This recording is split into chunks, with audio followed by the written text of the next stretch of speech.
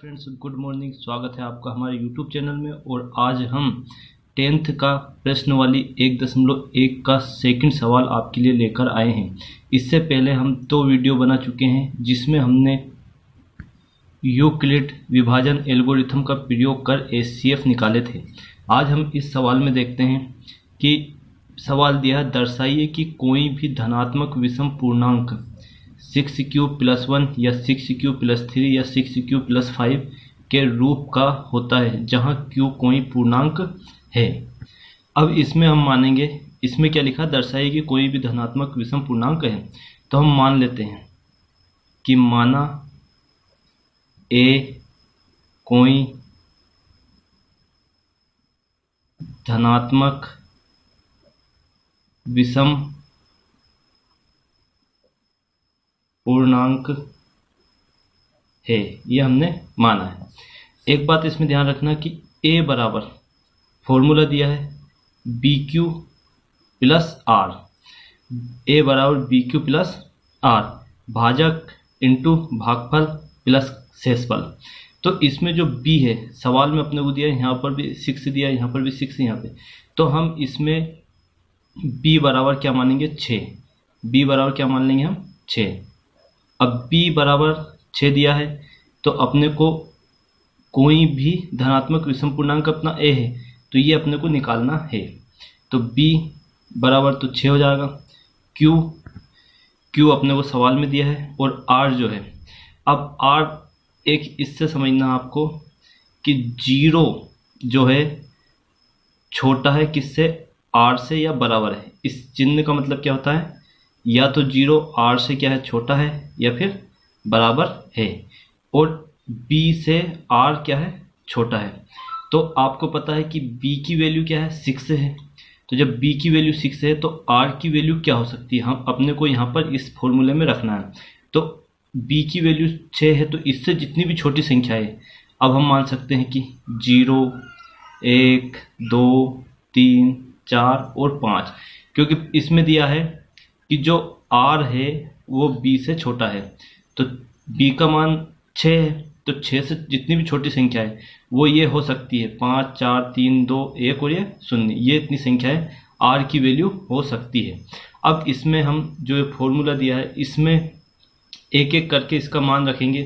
तो जैसे कि माना सबसे पहले a बराबर BQ+R, तो b की वैल्यू क्या अपने पास 6, q और r की वैल्यू क्या है 0, तो ये a की वैल्यू 1 आ जाएगी क्या अपने पास 6q।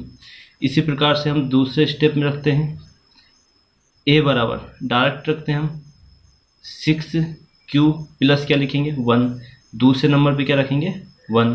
इसी प्रकार से तीसरे नंबर पे हम यदि रखेंगे a बराबर 6q+2, इसी प्रकार a बराबर 6q+3, a बराबर 6q+4, a बराबर 6q+5। अपने को 5 तक इसको रखना है। हमने इसको 5 तक संख्याएं रखी क्योंकि r की वैल्यू है, प्रश्न में दिया है तो r की वैल्यू है, तो हमने इस प्रकार से इसको रखा। अब प्रश्न में जो पूछा है वो पूछा है कि दर्शाइए कि कोई भी धनात्मक विषम पूर्णांक 6q+1 या 6q+3 या 6q+5 के रूप में है। तो आप देखिए, पहला ये दिया है, इसमें यदि हम 2 से डिवाइड करेंगे तो 2 से पूरी तरह से विभाजित हो जाता है।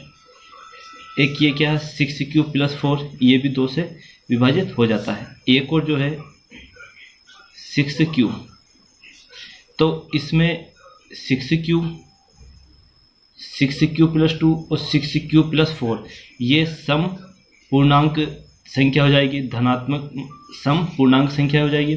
और 6q+1, 6q+3, 6q+5 ये विषम पूर्णांक संख्याएं रहेगी।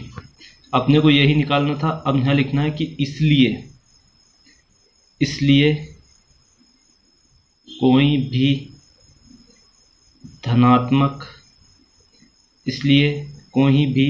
धनात्मक विषम पूर्णांक 6q+1, 6q+3 या 6q + 5 के रूप का होता है। यही अपना आंसर आ जाएगा। और ये 6q + 1, 6q + 3, 6q + 5 के रूप में धनात्मक विषम पूर्णांक रहेगा। अगला सवाल देखते हैं, तीसरा सवाल। तीसरे सवाल में दिया है किसी परेड में 616 सदस्यों वाली एक सेना आर्मी की टुकड़ी को 32 सदस्यों वाले एक आर्मी बैंड के पीछे मार्च करना, दोनों समूह को समान संख्या वाले स्तंभों में मार्च करना है। उन स्तंभों की अधिकतम संख्या क्या है जिसमें वे मार्च कर सकें। तो सेम अपन ने पहला जो सवाल किया था सेम उसी प्रकार से उसमें दिया है 616 और 32। तो हम इसको इस रूप में लिखेंगे, डायरेक्ट हल कर रहे हैं। 616 बड़ा है किससे, 32 से। अब जब इसमें रफ कार्य के रूप में हम इधर करेंगे, 32 का डिवाइड भाग देंगे 616 में, तो ये कितनी बार जाएगा, एक बार जाएगा। पहले 32 से कम 32, इसमें से घटाएंगे तो कितना बचेगा, 9 और ये 2, ऊपर से क्या उतारेंगे 6। अब 32 का इसमें देंगे, कम से कम ये जाएगा 9 बार, तो ये कितना हो जाएगा 288। इसको घटाएंगे तो 8, ये कट जाएगा। अब इसका पहला जो चरण है, पहला चरण हम निकालेंगे तो 616 ये क्या है, भाज्य, इसी प्रकार से 32 × 19 और प्लस जो शेषफल वो कितना अपना 8 है। तो पहला चरण पूर्ण नहीं कर पा रहा है। इसी प्रकार से दूसरा चरण लेंगे तो 8 का भाग किस में देंगे हम, 32 में। तो 8 चुको 32, कितनी बार जाएगा, 4 बार। शेषफल क्या बचेगा, 0। इसी प्रकार से इसको लिखेंगे तो 32 = 8 × 4 प्लस में क्या 0। तो यहाँ शेषफल कितना आ रहा है, 0। तो आपको ध्यान रखना हमेशा जब भी जो भाजक संख्या रहती है, जैसे 8 है, 8 का हमने डिवाइड करा तो जो 8 है यही इनका क्या रहता है, HCF क्या रहेगा 8। जब HCF 8 है तो उसमें क्या पूछा गया, स्तंभों की संख्या कितनी है, तो स्तंभों की संख्या कितनी रहेगी 8। ये अपना क्या आ जाएगा आंसर। प्रकार से अब हम प्रश्न वाली 1.1 का चौथा सवाल देखेंगे, जो दूसरे सवाल जैसा ही है लेकिन इसमें वर्ग पूछा गया है कि दर्शाइए कि किसी धनात्मक पूर्णांक का वर्ग किसी पूर्णांक m के लिए 3m या 3m + 1 के रूप का होता है। तो इसमें सबसे पहले अपने को ये देखना है कि हल में लिखेंगे, माना कि किसी धनात्मक पूर्णांक का वर्ग a है, यह हम मान लेंगे a। तो अपने को पता होना चाहिए a = bq + क्या होता है r, ये फॉर्मूला अपना।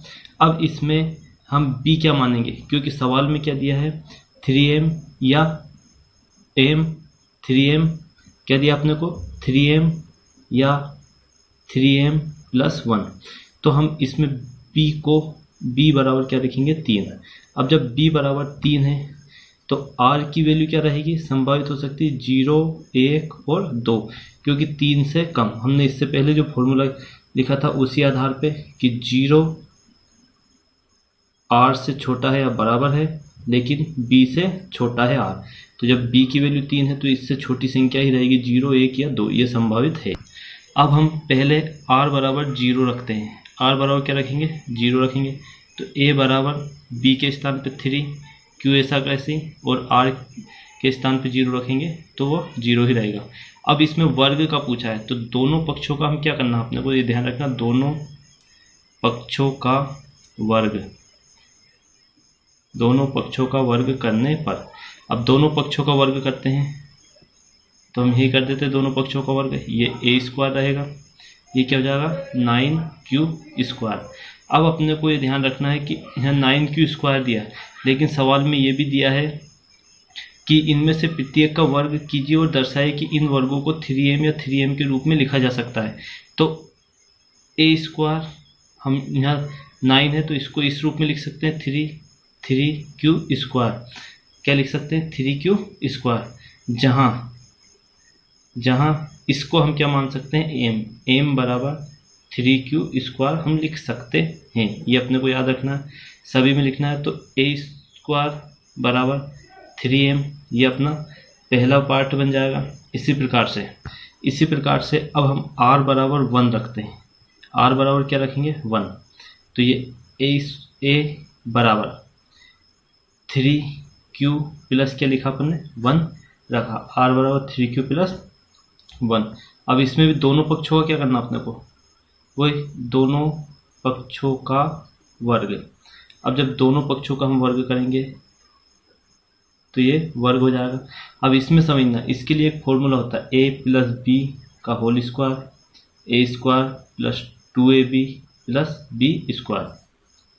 तो देखो इसमें जब हम मान रखेंगे तो ए स्क्वायर बराबर, यहाँ क्या लिखा है a के ऊपर स्क्वायर दिया है, तो 3 का स्क्वायर कितना हो जाएगा 9, q का स्क्वायर ये, फिर क्या दिया है 2, तो 3 दूनी क्या हो जाएगा 6, क्योंकि a का मान 3 और b का मान 1 है, तो 3 एकम 3 और 3 दूनी 6, तो इसका हो जाएगा 6q प्लस बी स्क्वायर, 1 का स्क्वायर मतलब 1, ये आ जाएगा।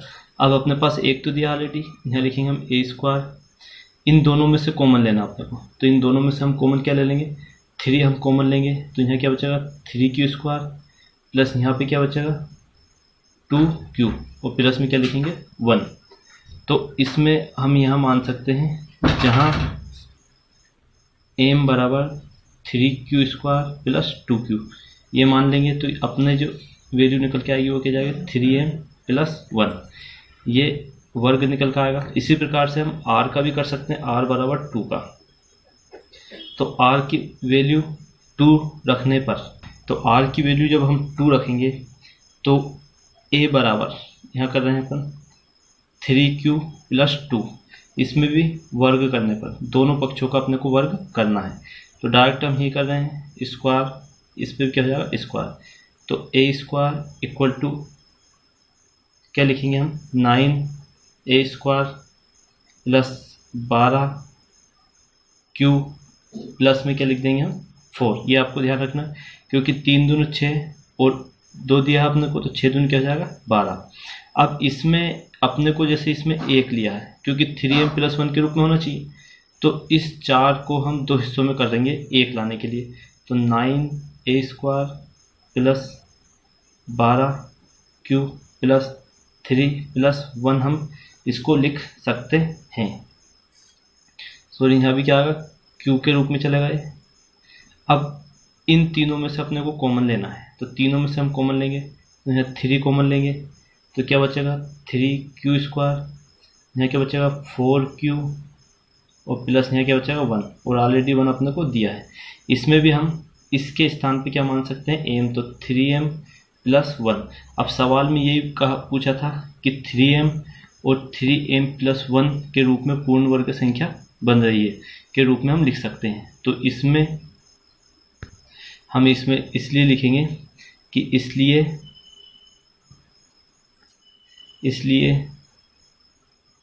सिद्ध होता है कि 3m या 3m प्लस 1 एक धनात्मक पूर्णांक का वर्ग है। यही अपना क्या हो जाएगा आंसर हो जाएगा।